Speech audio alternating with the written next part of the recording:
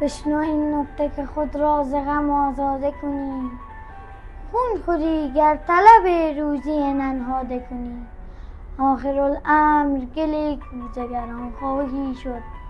حالیا فکر سبو کن که پر از باده کنی.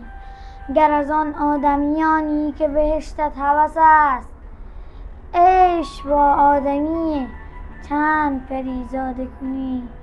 تکیه بر جای بزرگان نتوان زد به گزاف، مگر اسباب بزرگی همه آماده کنی. اجرها باشدت ای خسرو شیرین دهنان، گر نگاهی سوی فرهاد دل افتاده کنی. کار خود گر به کرم بازگذاری حافظ، ای بسا عیش که با وقت خدا داده کنی.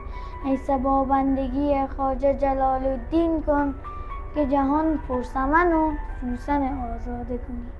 شامگاهی در رهی بودم روان، تن روان و دل به فکر آب و نان. من نمیدانم چنان شد یا چنین، پای من لغزید و خوردم بر زمین. رهنورد مهربان سویم دوید، دست او تا زیر بازویم رسید.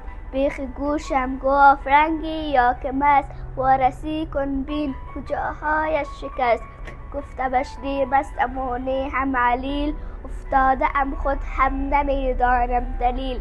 یا کهنه از کفش یا تقصیر ز پای، دست من گیر تا که برخیزم ز جای.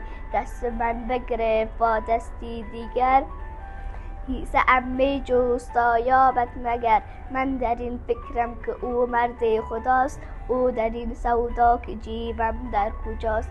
ای دریغ از فکر خام آدمی، گریه کردم بر مقام آدمی.